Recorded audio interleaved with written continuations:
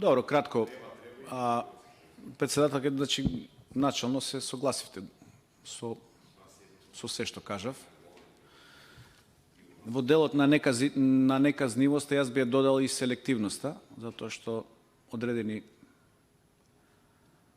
постапки се прават на селективен начин, односно за едни правилата важат, за други не важат, и тоа зависи за кој ќе се јави или кој каде ќе плати.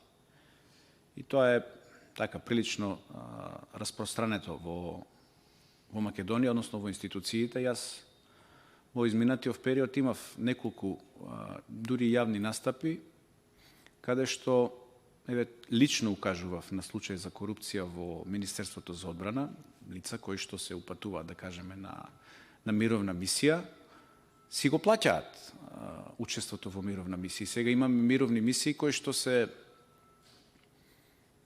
така прилично сериозни, односно опасни по животот и здравјето на припадниците, меѓутоа имаме мировни мисии кои што исто така не се воопшто опасни, без разлика што се извршуваат со оружје и така натаму, меѓутоа за тие мисии луѓето можат да си платат, се плаќа една сума од 5000 евра, авансот практично го даваат луѓето и тоа е така една јавна тајна за која што дури документи дадов на министерката, конкретни, не беа класифицирани документите, ги дадов, а до ден денеска немаме никаква информација во врска со тој случај. Значи имаме неказнивост, имаме непревземање и имаме селективност во овој случај, затоа што за поединци, викам, важат условите и критериумите, некој ќе мора да си ги исполни, а некој нема да ги исполни, ќе си плати и ќе оди.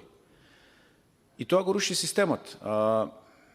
Системот, вака ако продолжи, јас и преска, реков, не знам ние кај ќе завршиме на овој начин. Не ресет, она што го кажуваат некои од колегите, ќе треба да се ремонтира.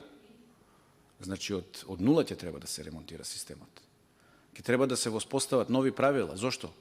Викате да ги смениме законите. Да, се согласувам да се пропишаат критериуми, затоа што ако нема пропишани критериуми, се остава можност за дискреционо одлучување на одговорното лице, како што имаме случај, да речеме, во Министерството за внатрешни работи. Го сменивме законот, односно го сменија законот парламентарното мнозинство, укажувавме на тоа.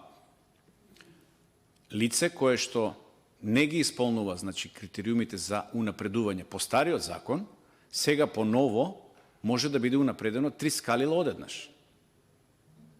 И тоа е веќе извор на корупција. Еве, сменете законот во обратна насока на што кажувате.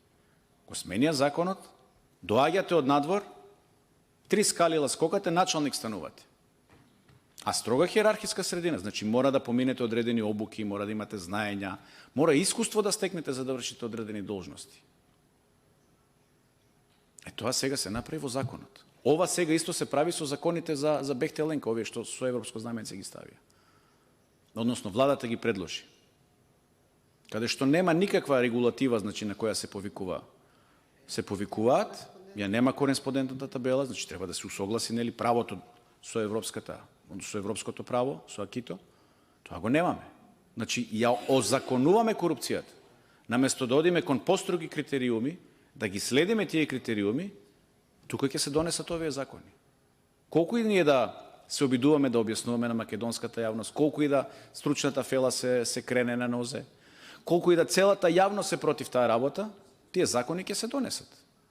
Ќе ги донесат, затоа што имаат мнозинство. Затоа што јас викам, ова не е собрание на граѓаните, ова е собрание на насилници. На насилен начин тука се носат закони. Ние немаме дебата. За еден вака клучен проект, еве ќе го споменам. Зошто да не направиме една јавна расправа? Па да дојдат тука овие стручни лица, односно експерти кои што го подпишувале тој криминален договор, па да ни објаснат. Еве, вчера слушнавме на интервјуто дека директорот кој што го подпишал договорот немал сертификат, а го видел, а немал сертификат, и го подпишал. И сега ја лажат опозицијата, и ово не го кажувам према вас, туку го кажувам кон македонската јавност, ја лажат опозицијата, класифициран бил, ваков бил, сертификати требале, кажете на која комисија да го ставиме. И еве го подпишал, немал сертификат. Сега што правиме? Го видел договорот. Ако е државна тајна, лице на кое што ќе му се отстапи увид во државна тајна, затвор. Толку е. Затвор оди. Кој го класифицира? Значи, очигледно е дека некој овдека не сака да има дебата и не сака борба против корупција. Дојде не само за да краде. Знае дека има уште неколку месеци од мандатот, па товари колку што се може. Па после нека му ја мислат овие ВМРО-вци кои ќе дојдат. Они нека ја мислат. Ќе ги заглавиме до гуша, ќе ни дојде ММФ тука на врат и после ќе се чудиме ние што да правиме со државата. Тука е проблемот. Ви благодарам да не одземам повеќе време.